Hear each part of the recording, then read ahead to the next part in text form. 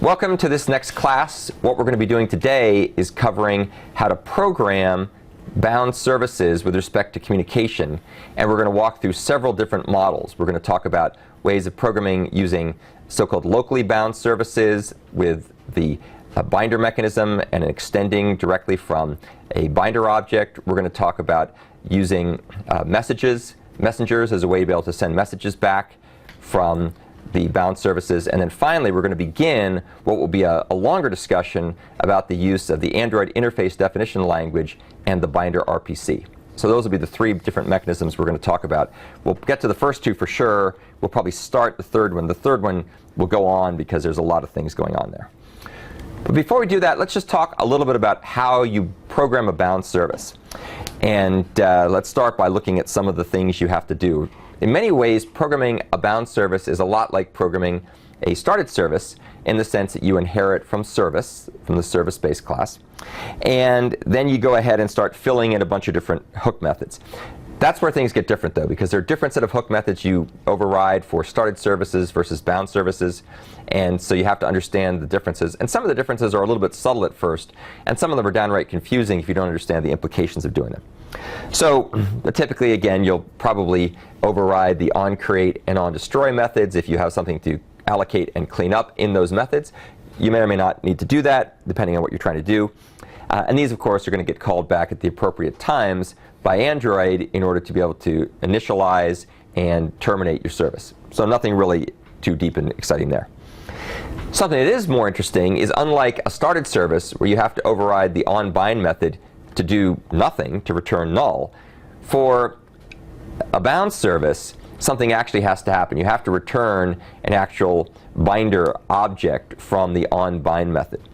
And you'll see later that what you return is this binder that's going to be used in order to be able to define a communication channel that the client, which is typically an activity, will use to talk to the bound service in order to pass information back and potentially forth. So things may go back and forth in a couple of different interesting ways.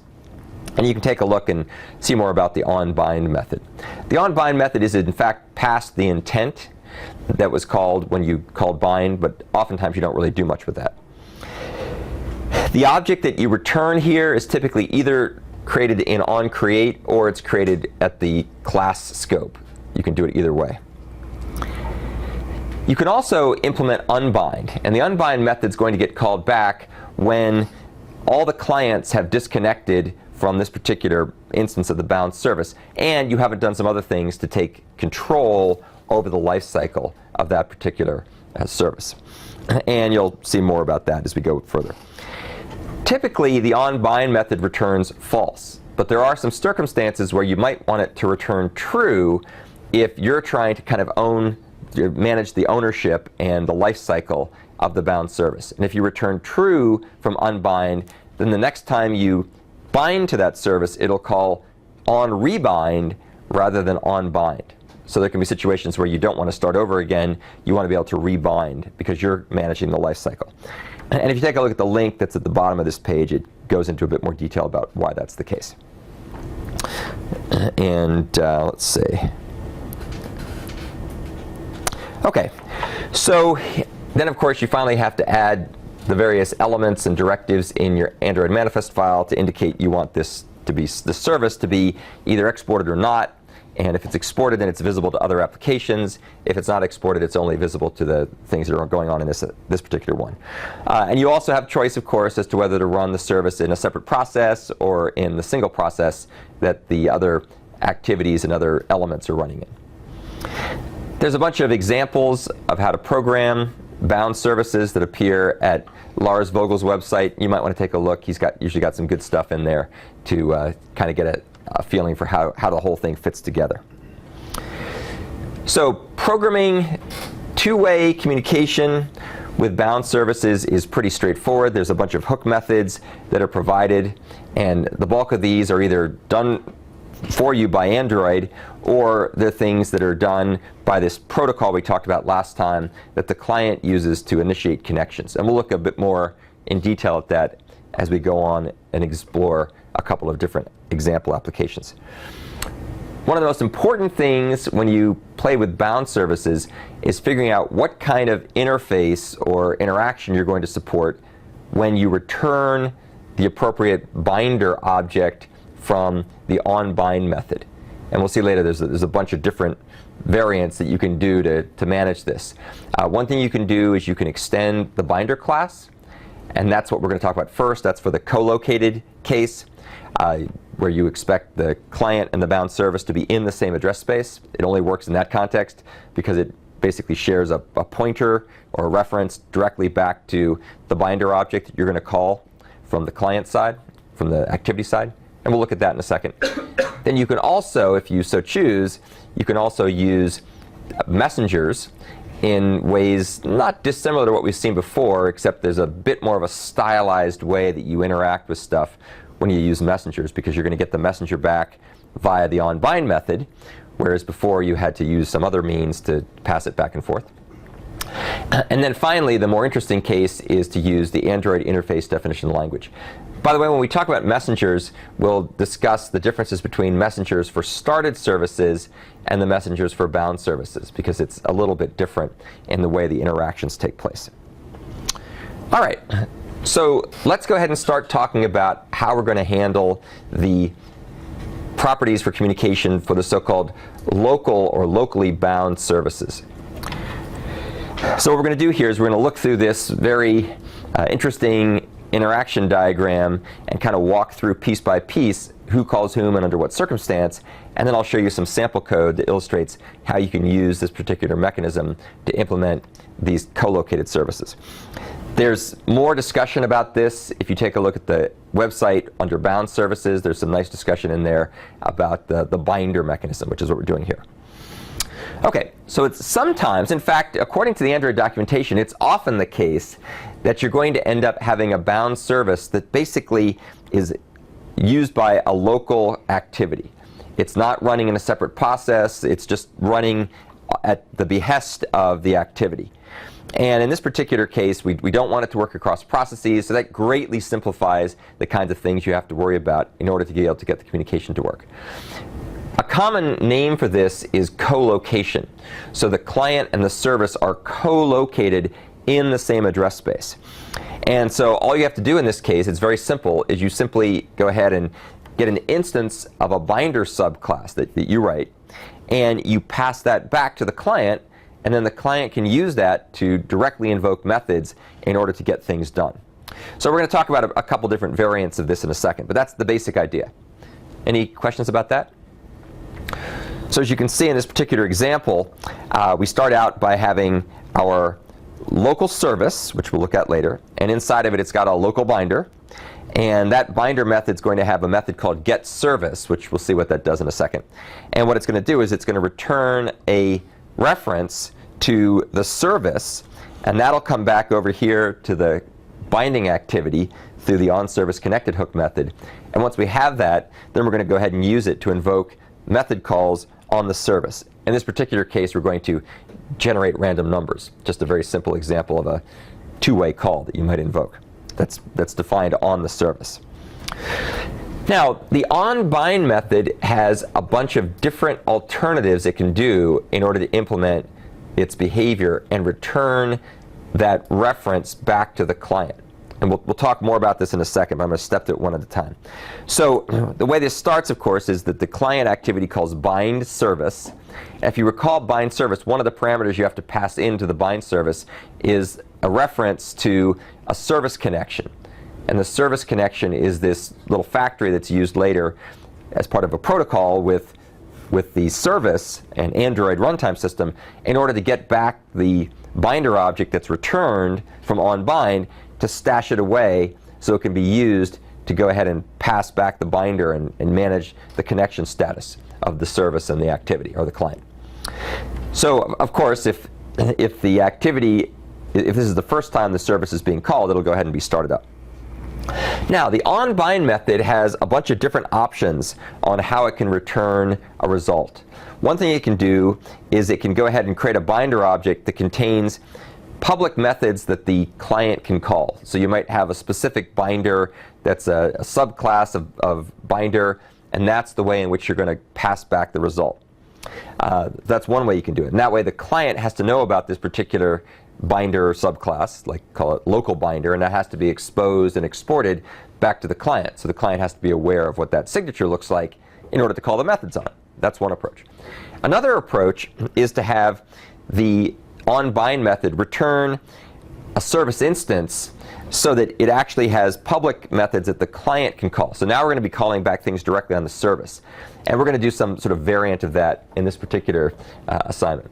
And the third thing you can do is you can return an instance of another class hosted by the service that the client can call. So there's a whole bunch of different ways of being able to get something back that can ultimately be invoked by the application. So in this particular case, what we're going to do is we're going to define something called a local binder. And as you can see, local binder returns, or local binder is a binder, so it inherits the methods that binder has. And what onBind is going to do is it's going to return a reference to the local binder. And this local binder gets sent back by a call to onServiceConnected. And we'll see later when we look at the code, what's going to happen here is that onServiceConnected is going to turn around and call back to the binder, and the binder object in this case is going to have a method called getService. And what it's going to do is it's actually going to return the reference to the enclosing service. So you can see here the local binder has a method called getService that actually returns a reference to the address of the local service being the thing that encloses this. And then what that'll do is get that reference, and then it's going to stash it away on the client side as a callback. So you'll end up with a method that the client is going to store, and that client activity will then use that in order to invoke an operation that's defined on the local service. Now again, you don't have to do it that way. We could have it return a binder that itself would have the method that we want. In this particular case, the method we're going to end up calling is called getRand. It's going to get a random number. But we could, and it's defined on the service, but we could also move that into the context of the binder. Lots and lots of different ways to do this. But the most important thing to remember in all this stuff is that these things have to be co-located. You can't be passing things around if they run in a different address space. The getRand method is just a simple Java method that, when called, returns a random number between within a range. And so we'll see how you initialize that in just a second. And that's a two-way call. So that means that the client activity blocks while that call is running, and when the call is finished, it returns the result back to the caller. Keep that in mind. Obviously, for something as simple as co-located communication in the same address space, this just devolves into a function call. So it's really fast. There's not much point in trying to use fancy concurrency mechanisms or other forms of communication in order to be able to get that result back. When we start moving things so that some of the behavior runs in a separate process and maybe takes longer to run than getting the next random number, then it becomes important to think about the consequences of blocking for some period of time. Any questions about that? And you all know why blocking is bad, because that can trigger the dreaded ANR method. Okay, so let's take a look and see how you might actually write this code. We'll kind of walk through it a little bit at a time. So what we're going to do here, here's our local service. Local service extends service. And as I showed you before, local service has a nested a class inside of it called local binder, and local binder extends binder. And local binder defines a factory method that is going to return the local service. Oops, a little bit of a typo here. So as you can see, local service, the local binder, has a getService method which, when called, returns a reference to the enclosing service in which it's nested. And so that method will just say return local service.this. Any questions? So we're getting back the address of the service. Now again, as I mentioned before, if there's some reason you don't want to do that, then you would probably put all the interesting methods you want to implement inside of local binder and then return that. So there's a couple different ways to do this. No one way is right or wrong, just different ways of doing it. We then go ahead and create a local create an instance of local binder. And you can see that this is done at class scope. So in this particular case, we don't have an onCreate method because we're initializing this in the context of the class. When the class is created, that constructor or that new will be called. It'll get ourselves an instance of local binder. That'll get stashed away in mBinder. And then when the client calls bind service, that'll trigger onBind to get called back. And you can see all that'll do is just return mBinder. So it returns the binder back at that point.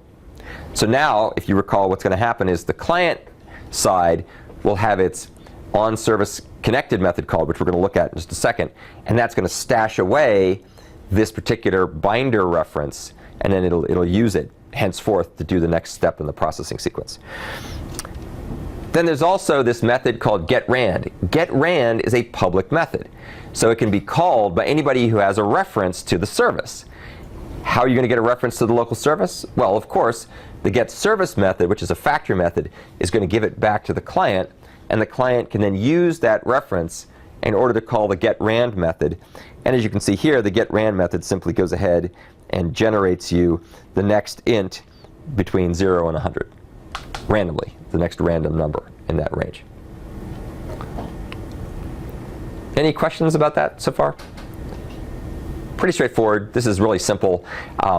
In some ways, this is just an awful lot of work to get yourself an instance of an object to invoke methods on.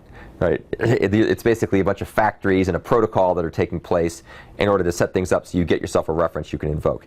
I'm starting with a simple case because the more complicated case is simply a generalization of that with some more machinery involved using things like messengers and/or AIDL and the binder. Let's take a look at the activity. In this case, we have something called binding activity. Not a particularly interesting name, just give it a name. And it starts out with some state. One piece of state, of course, is going to be the reference to the local service. It's going to get back as part of this protocol. It'll engage in. We'll look at that on the next slide. And it'll also keep track of a flag it's going to use to make sure that the actual binding has taken place and has succeeded before we start trying to go ahead and invoke methods. Let's now take a look at the onStart and onStop methods. When these methods get called, that's what's going to set up the binding to the service. So as you can see, when onStart gets called, and you all remember when onStart gets called when the activity is about ready to resume.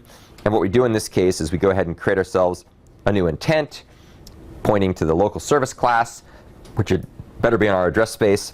And then we say, hey, please bind this intent and pass in this service connection instance. And we'll see where that comes from later. That's defined a little further down in the file. Here's the onStop method. What the onStop method does is if the service is bound, then we go ahead and we unbind it. And of course, if we're the last one to unbind, then that'll cause the service's unbind method to get called, and it'll get shut down. The last method here is, the last method here is just the one that does something when you click a button. So when you click a button, what it's going to go ahead and do is it's going to go ahead and pop up a toast that's going to show the random number, the next random number that you get back from the local service. So this call right here, and I guess I should probably augment the slide to say that.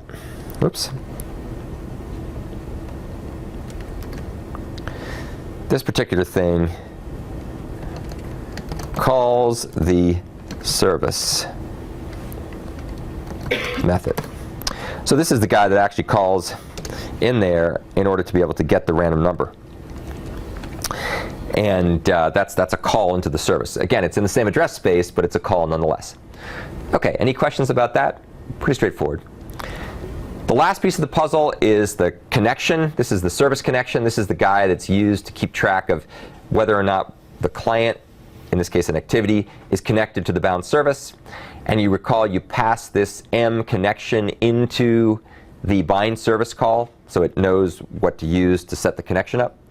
And once the connection is established and the Android framework, the runtime system, has successfully gotten back the binder object from calling onBind on the service, it then goes ahead and calls back on onServiceConnected.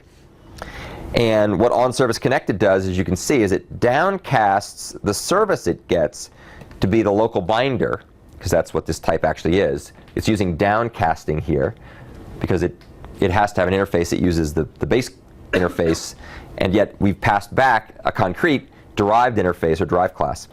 And then once we do that, then we go ahead and call binder.getService. This call right here is a factory method, and that factory method, as you recall, calls back over to here and ends up calling getService, which returns the reference to the underlying service. So once we've done that, we now have the mService reference. As you can see over here, mService is what's used when you click the button later to get the random number generator, to generate the random number. So we're basically initializing this.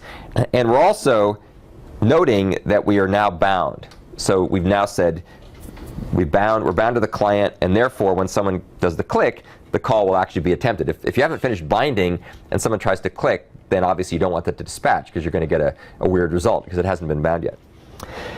If for some strange reason the service is unexpectedly disconnected, then we go ahead and say, basically on service disconnected, and then we say we're not bound anymore. So in that case, we aren't going to try to reestablish stuff, or we're not going to try to go ahead and do the call if we're not bound. Okay, any questions about any of that? Believe it or not, that's actually the simple case. And the reason why it's a simple case is because there's no networking, there's no distribution, there's no separate processes. It's all glommed together in the same address space. But what you can see from this example is kind of the pure form of the framework. All the other things are the same. It's all the same callbacks and all the same model. It's just that you end up with objects that you're invoking through local method calls. So you would typically use the local binder approach when the service is just playing the role of a background worker for an activity. So that's the only thing it does. And again, according to the Android documentation, this is used pretty frequently throughout Android, so it's not an uncommon use case. The nice thing about it is it gives you the building blocks to do the more complicated use cases that are more interesting but more complex. And in this case, everything has to run within the same address space. The only reason not to do this, the only reason why you would prefer to do something more powerful, would be either because you want the service to be reused by other activities. It's not just a slave to the one activity that's starting it here, but it's meant to be used more broadly, or because you need to be able to dispatch things across separate address spaces. So the local binder approach is not going to work, not going to scale, and you'll have to use something more powerful, which we're going to talk about next. Another thing to keep in mind here, and we'll come back and talk about this later because it's a little bit subtle, notice that when you invoke a method, when you do something like we showed back here, where you say mService.getRand, or I think as we showed over here, binder.getService, those method invocations actually are dispatched in the same thread of control as the calling thread. So the thread that implements getRand, or the thread that implements getService, is the same thread that called it. It just borrows the thread for the duration of the call. So that's another important thing to keep in the back of your mind. Why do I mention that now? Because when we start talking about the more advanced mechanisms that involve communicating between processes, it's not going to be the same thread of control. In fact, it's going to be a thread coming out of a pool of threads that are managed by the underlying binder mechanism. And we're going to talk about that shortly. Okay, any questions about this stuff? Very straightforward. Good place to start if you want to see how the pieces fit together. You won't have to program this in your assignment. So that's just there for you to learn. The next example we're going to talk about is the next level up. It's more generalizable. This particular example we're going to look at here isn't much more powerful. In fact, in some ways it's less powerful because the particular example we're going to look at in detail only supports one-way communication. But what's nice about what I'm going to show you is it's easy to generalize this to support two-way communication and communication that takes place between processes. This particular example does not try to communicate between processes, but you can easily extend it to do that. This example, or this discussion, takes place based on some stuff you can find at the website, the Android website, where they talk about messengers. So you guys probably remember messengers we talked about before. When we talked about messengers from started services, Do you remember how the messengers were communicated in the first place? What was the means by which you got a messenger from one side to the other? Right. You basically bundled the messenger inside of an extra in the intent. So you take that thing, stick it in a name like messenger or my messenger or whatever you wanted to call it, stick it in the intent, and when you did start service, that intent was used to send the messenger over to the service. And then you would pry out that messenger by calling get extra, and you'd retrieve the particular messenger, and then you'd call a call, and the call would go back to the activity. So if you recall, our original purpose for using messengers was to allow the service to call back to the activity in order to let it know something had happened. In this particular scenario, we're going to reverse the roles. So now what we're going to do is we're going to end up getting back a messenger from the bound service using that little protocol we were looking at. And so what we're going to get back, as we'll see in a second, is something that's going to allow us to be able to get back a messenger, and then the client side, the activity, will use that messenger to send work over to the service. So it's almost an inverse way of doing things, but it has some stuff that's kind of in common. Now, why would you ever want to do this stuff? Well, one reason why you want to do this stuff is if you wanted to be able to communicate from an activity or a service to a bound service without going to the trouble of understanding how AIDL works, AIDL being the Android Interface Definition Language, which is a more powerful set of mechanisms, but also more complicated. So if you just have a very little bit of things to send, or you like the message passing paradigm, then this approach may work very well. And as I mentioned before, it's easy to generalize this to work between processes, even though we're just showing it for a single process right now. So we start out here by basically sending an intent using bind service, and if the service is not running, it gets started, nothing new there. Now we're going to do things a little bit differently. This is kind of interesting. So what we're going to do in our service is we're going to implement a handler. And this handler is going to be used by the service to receive calls that come in from the activity. Well, how's that going to happen? Well, what's going to happen is we're going to go ahead and create a handler, and then we're going to encapsulate that handler inside of a messenger, just like we did before, except this time it's on the services side, not the activity side. So you can see here what will happen is that the onBind method is going to say, hey messenger, please return a reference to yourself as a binder, which is kind of a funky thing to do. But it turns out that they've got mechanisms built into Android that know how to take messengers and get back binders for them, as well as take binders and associate them with messengers. So you can go either direction. So that's what we're using here. So the onBind method says, hey messenger, get me your binder and return that back to the caller, please. That, of course, comes back as a dispatch to the onServiceConnected method. And we're going to go ahead and grab that thing out and stick it into some kind of local data member. And then later, whenever we feel like it, when someone clicks a button or timer passes or the phase of the moon gets to the point we want, we then go ahead and call the send method on this messenger. And of course, we can also pack whatever messages we want to have in there through extras or other things. And that'll then go ahead, and, or not as extras, but as data that you put into the message. And then that goes ahead and gets dispatched back to the handler running in the context of the service. So you guys should start to see some commonality. If you think back to all the things we've talked about since we first started talking about concurrency in Android, common theme, recurring idiom in Android is to create a handler and have that handler handle messages that are sent to it, right? And then be able to have somebody send messages to the handler. When we first looked at concurrency in Android, if you recall, we didn't worry about things that were in separate address spaces. They were always in the same address space. So what you would do is you would have a handler, and you would subclass it, you would fill in the handle message method, and then you'd get a reference to that handler, and you'd say send message, and it would, voila, it would show up somehow in that other thread where the handler was being run by the event loop. Once we start getting into services, and we want activities to talk to services, or services to talk to services, and so on, all of a sudden we need a little bit more mechanism. So messengers become a way of encapsulating handlers via a means that allows them to be accessed from other processes or other contexts. In this particular case, an activity is accessing a service, a bound service, in the same process, but the point generalizes. Any questions about that? So that's kind of cool. Let's now take a look at how you would implement this code. So the nice thing about this is it's very, very similar to things we've looked at before. It's just that we have to move a few things around to get the appropriate references returned at the appropriate times by the appropriate hook methods as part of the appropriate framework of callbacks, all of which are managed for you by Android. So we're going to start off by having a messenger service, which is a service. It extends service. It defines an action called message perform action, which is a pretty boring name, but it does something or other. We don't really care what. The service knows what that means, though, so it knows whenever someone passes this type of message to it, it'll take some action with the message.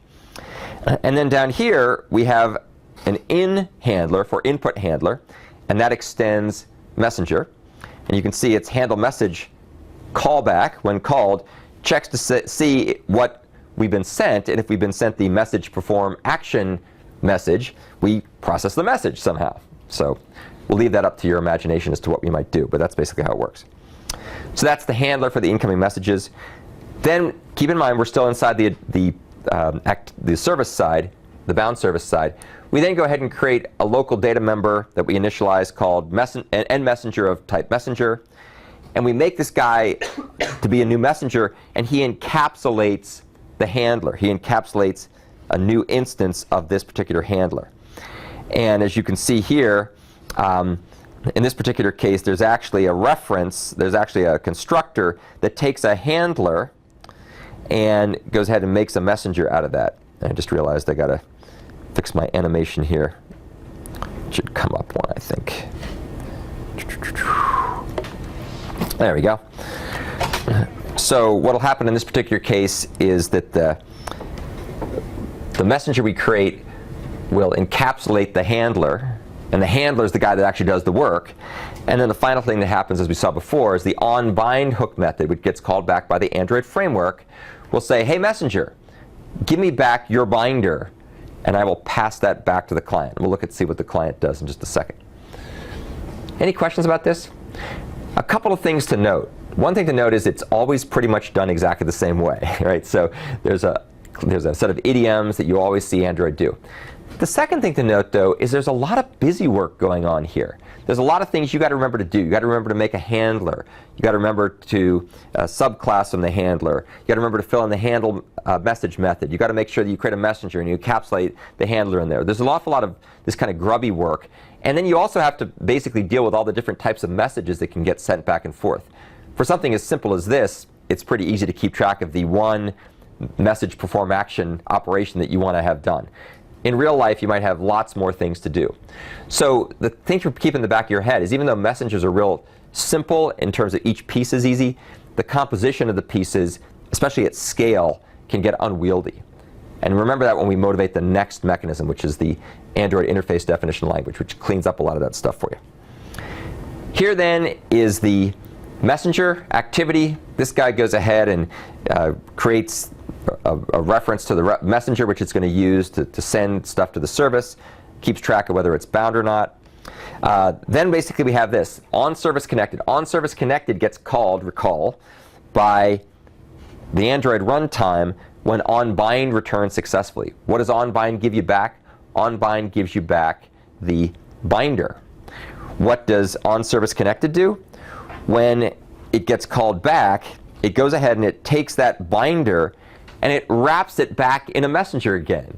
This is kind of funky, right? Over here, we had a messenger on the server side, and we got a binder from it, and we sent the binder back. And then about the first thing we do on the other side when the onServiceConnected method gets called is we turn around and we say, remember that binder you sent me back? We'll make a messenger out of it again. Right? So this is the kind of stuff you have to do. It's not hard, but just is tedious, and it's easy to forget, and something will go wrong. So in this particular case, we now have our messenger, which has been initialized to the one we got back from the service through the onServiceConnected factory method, which is called back when things are bound. We note that we're bound, and then of course if we get disconnected we have to clean ourselves up and not let anybody dispatch stuff till we're reconnected. Here then is where everything actually gets driven. So someone will, when the onStart gets called, when this activity is coming back into existence or it's just starting up, that'll cause us to go ahead and do the binding to the service, passing in the connection that we just looked at, On stop basically unbinds things if we're going to be going away. And finally, we have the on button click message. So you can see what on button click does is when it's called, it goes ahead and it makes a message, fills in stuff. I guess it should actually say message perform action, because that's what it's doing. It goes ahead and creates the message perform action method. And then it says, hey, messenger that I've got a proxy to in my address space, I'd like to go ahead and send you this message I just made. And of course, you could put other things in the message besides just the action. You could put data and other information in there. And that will then go ahead and send that message. And that message, of course, will show up over here to be dispatched back by the handle message method defined in this particular in handler or input handler. Okay, any questions about that? So you can see there's a bunch of moving parts, but once you understand the basic idea of handlers and messengers that encapsulate the handlers and ways of grabbing binders out of messengers and passing them across via the on-service connected and on-bind hook methods dispatched by the Android framework and then reconstituting things as a proxy, it all kind of fits together and becomes very common after a while. Now, what I just showed you there was a simple one-way approach where what is happening is we're getting back a messenger in the activity, and the activity is using that to call something in the service and send it something to do. It sends it a message. If we want to do two-way communication, it's pretty simple, but again, it requires some more work. What you're going to have to do in that case is you're going to have to go ahead and pass another messenger along with the first message. You're going to have to create something that will tack on the messenger with the original message. That'll then get sent over to the service side where it'll be reconstituted back to a message, and then you go ahead and have the services side dispatch the reply by calling send on the reply handler. So you'll have a reply handler message which will then go ahead and take the handle message back. So there's a few more steps. You'd have to find that reply handler on the activity side, and you have to create another message and encapsulate the handler in the message and pass that with the message you were sending over, blah, blah, blah. So there's a number of steps. This is where the messenger-based approach starts to become complicated. If you end up with message passing that requires two-way interactions, it can get a little bit unwieldy. It's not hard, it just requires keeping track of a bunch more things. And we'll see in a second when we start talking about the next approach that next approach, AIDL-based approach, hides a lot of those details from you. Questions, comments? We don't actually show the code here, but it's a simple extension and not hard to do. So if you want to be able to do message passing based communication, that is send messages back and forth and make them very dynamic and so on, then the messenger style may be one for you. It allows us to be able to do all this inter-process communication without having to learn how AIDL works, which is arguably easier sometimes, but it's arguably harder sometimes too. Undoubtedly, a good quiz question for next quiz will be compare and contrast the use of messengers and AIDL along a number of dimensions and decide when you would use which one.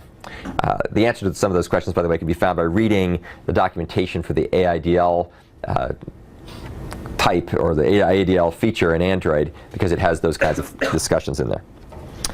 If you want to be able to do communication across address spaces, then to do inter-process communication, there's some additional work you have to do.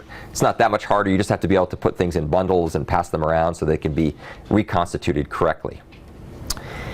Another thing to note, messengers queue incoming calls, because keep in mind that they have those handlers, and those queue up the work, just like we talked about when we were talking about the concurrency models with Android, where you have like the looper thread. This would be the main looper thread in the service, or the activity. So those things get queued up. So what this means is if you use the messengers I've shown you here, and you don't spawn extra background threads and run loopers in them, if you just use whatever comes out of the box, then you don't have to worry about making your code thread safe.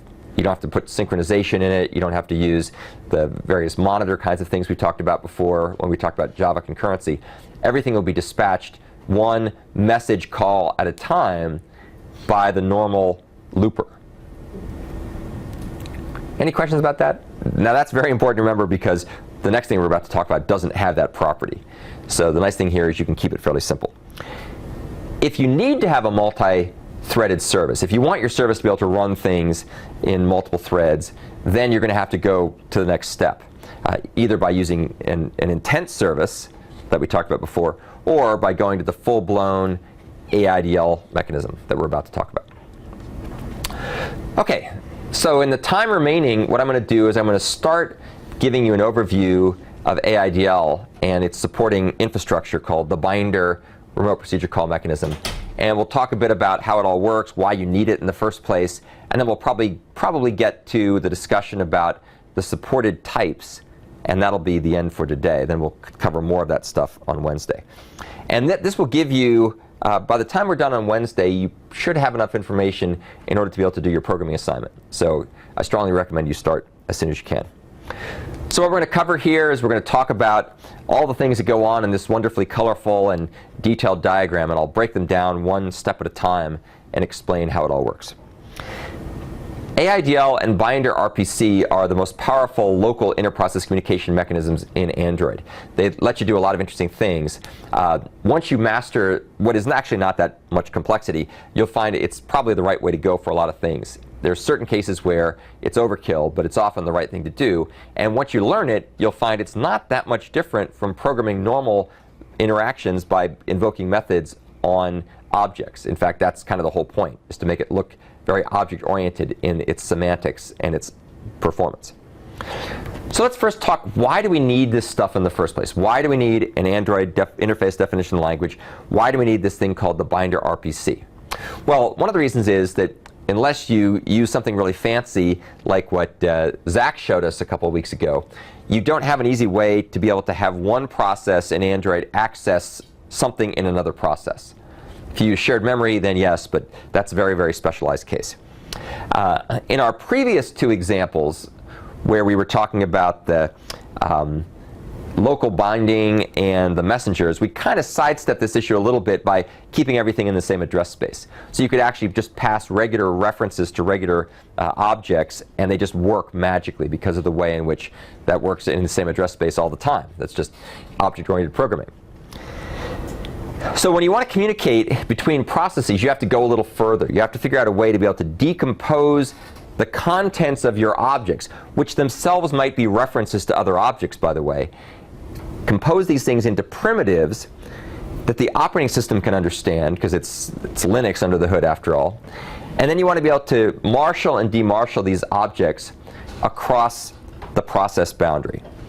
So marshaling is a fancy name for converting or transforming data in a native format, in this case Java. In Java, Java ints, Java longs, Java shorts, Java arrays, and so on, Java sequences, and so on. And then turning those into something that can be passed over to another address space. And that's marshaling. And you can see here for more information about marshaling. And then demarshaling is the opposite. That's taking all of that data out of a linearized buffer and then reconstituting the appropriate objects.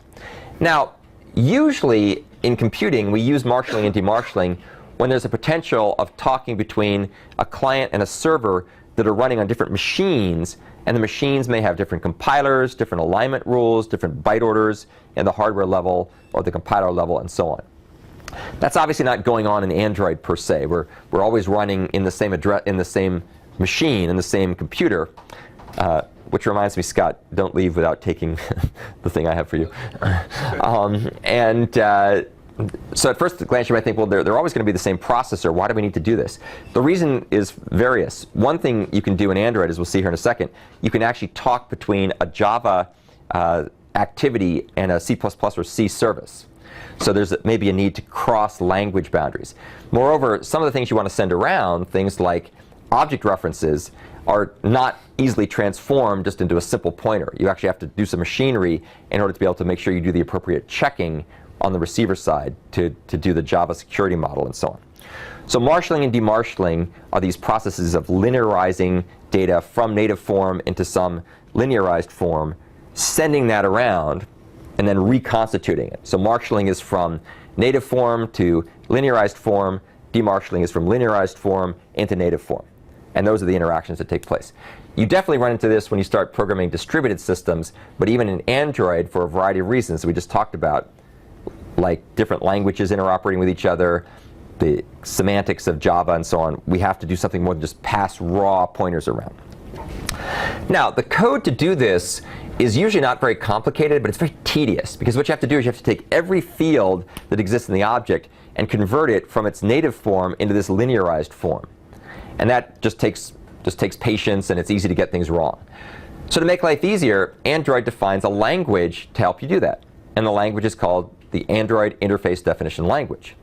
And it's very similar to Java interfaces, though it's not identical, as we'll see in a second. So here's a very simple example. We have this iDownload interface. And as you can see, the iDownload interface has a download image method. It could have other methods too. It takes a string and it returns a string. So it's going to take the URI as one of the fields, and it's going to give back the path name as the return value. The compilation converting this interface from AIDL into Java and then doing all the necessary things in order to make this work under the hood to carry out all the steps, that's done by something called the AIDL compiler. I can see I need to tweak my slides in various places. So the AIDL compiler is a tool that runs under the hood, and that's used to transform the AIDL, which is this interface definition language-like syntax, into so-called proxies, which are the things that are on the activity side of the client side, and stubs, which are the things that are on the service side or the receiving side. Just to be confusing as heck, because there's lots of different names for this stuff. Some languages call them proxy stubs and skeletons. Sometimes people talk about client-side stubs, server-side stubs. Android kind of invented their own term, proxy and stub. Those are the names that they use. And if you take a look at this website, you'll find out lots of more about all the things we're talking about. So that's how we get things in a format that can be sent. But then how do they actually get sent? Well, they get sent by using something called the Binder remote procedural mechanism, the Binder RPC. And it basically gives you this way of being able to send communication across through the backplane of the operating system. And we'll talk more about that in a second, see how that works. You pretty much never touch the binder directly. It's almost invariably hidden from you by the code that's generated by AIDL and other runtime code that's provided for you by the framework. It's like the services framework we were just looking at. Hide you from those details. If you want to find out all kinds of fun information about the Android binder and AIDL, take a look at this link. Many, many articles, lots of good tutorials, lots of great videos, slide sets. If you really want to dive into this stuff and really know how it works on the inside, there's some good places to look there. We're going to cover some of that, but there's plenty more to learn about if you're really interested. Speaking of details, let's talk about some of these details. So this is how things actually work if you start peeking under the hood. Under the hood, the binder mechanism is actually implemented by a driver that's part of Linux. It's an extension that was added to Linux by the Android developers at Google with help from other folks, and they basically provide it as a driver, and it's meant to be able to be very high performance. It uses shared memory to move data back and forth without having to copy it very much, and it also uses a pool of threads in order to be able to maximize the throughput without having to block waiting for stuff to finish, which of course works really well on modern multi-core machines. The Android system services, or services you write for that matter, are often written in C and C++ for performance. You'll see a lot of things like the media player is written largely in C++. And so they use these service mechanisms, which is one reason why we need to have this IDL mechanism in order to be able to convert things from native format, which could be C++ or C, into a linearized language and address space independent format, and then reconstitute it back into another format that's understood by Java in another address space. So that's why we have to do all this stuff. And there are many services, if you poke around, you see lots of examples of how those things exist. If you take a look at one of the classic Android videos that gives the overview of the whole architecture, they have some good examples of how this stuff works and different things written in different languages and so on. The caller's data is marshaled into parcels. These are copied to the callees processed and then demarshaled into what the callee expects. This marshalling and demarshalling is what's done by this generated proxy and stub code that comes out of the AIDL compiler. We'll look at that code next time. I'll actually show you what it looks like. You'll very quickly see why it's great that somebody is generating that code for you, because it's really, really low level and tedious and ugly. By default, what you get if you don't do anything else is you get two-way call semantics. And what that means is you invoke the method synchronously, which just is a fancy way of saying the caller blocks until the callee, the service, is done processing the request and returns with the return value. And we'll talk more about the types of data that can be passed shortly. There's another variant of this called one-way invocations. One-way invocations do not block. So you can declare them a couple of different ways. We'll look at that later. But a one-way invocation says this call won't block. So normally you make a call, it blocks waiting for the results. The other way to do this is to use two interfaces, each of which use one-way calls. And this can be used to implement asynchronous communication. You'll get a chance to do this for your next assignment. So in your next assignment, you're going to do the synchronous approach, and you're also going to do the asynchronous approach. And we'll compare and contrast why you would pick one versus the other.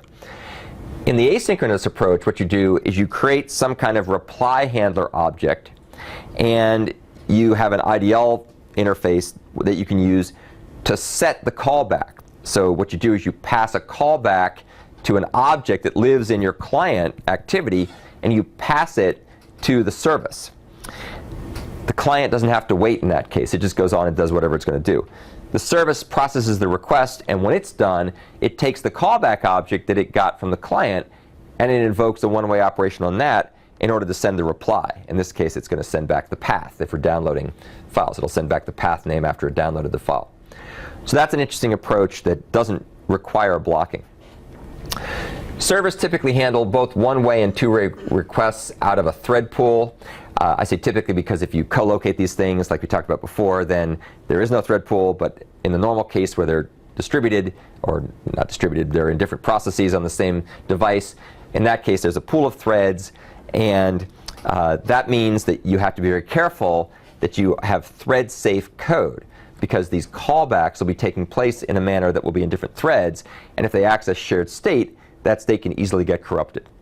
Now, at this point, you guys hopefully know a bunch of different mechanisms to manage that. So the monitor object stuff we talked about, some of the more powerful freestanding synchronization mechanisms that Java provides, like mutexes and semaphores and so on and so forth.